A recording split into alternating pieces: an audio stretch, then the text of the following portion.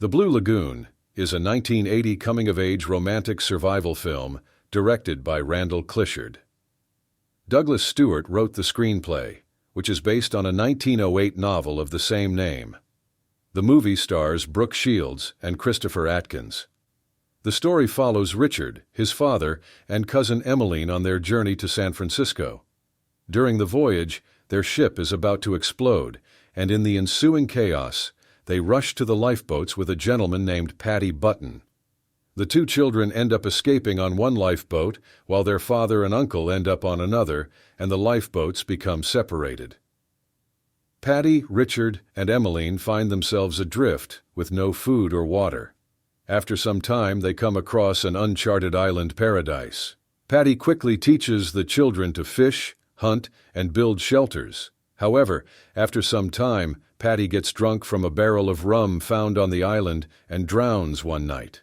Left alone and frightened, Emmeline and Richard move to a different location and rebuild their island home. As the years pass, the two teenagers create a real home on the island.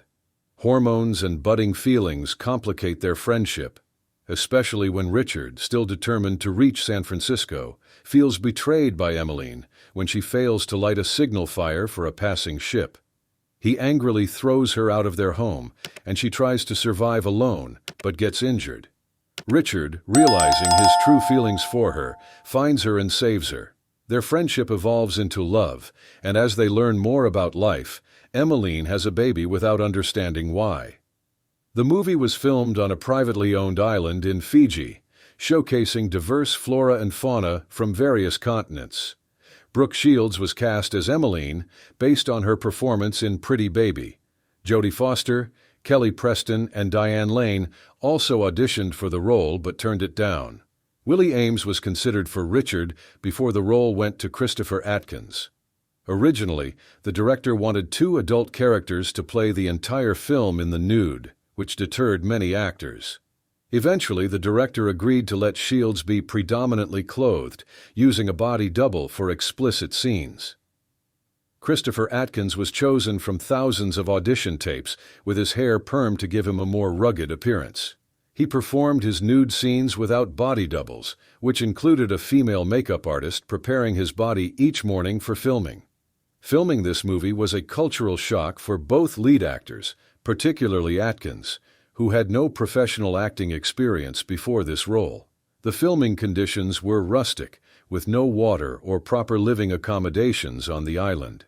The cast and crew lived in tents for nearly 5 months, though the stars stayed on boats docked offshore. Shields was 14, and Atkins was 18 during filming, making some scenes problematic due to Shields' age. Despite the production team's assurances that body doubles were used for explicit scenes and that Shields' hair was glued to her chest to avoid exposure, controversy arose. The film led to a government inquiry, and Shields testified before the United States Congress, confirming that body doubles were used and her chest was always covered. Kathy Trout, an English-born model, actress, and deep-sea diver, ended up being the body double for Shields.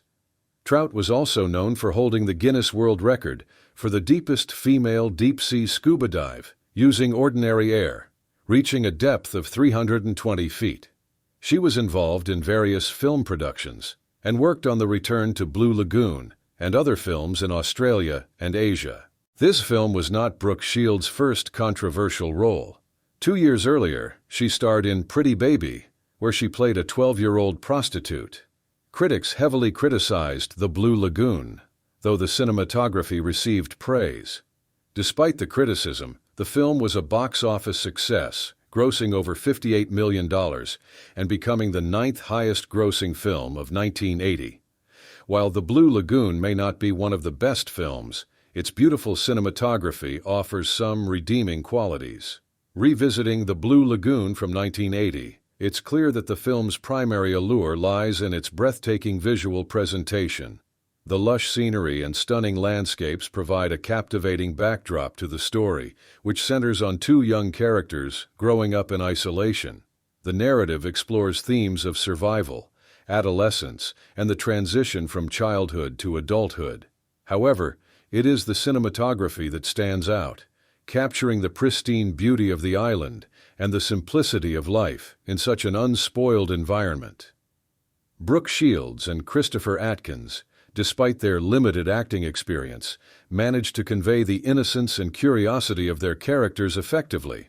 Shields' role, in particular, was challenging due to the controversies surrounding the explicit content and her young age.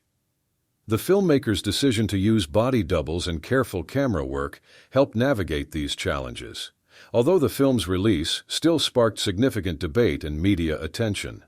The Blue Lagoon also delves into the natural development of romantic feelings and the confusion that accompanies them, especially in such an isolated setting. The transformation of Richard and Emmeline's relationship from friendship to love is portrayed with a mix of tenderness and realism.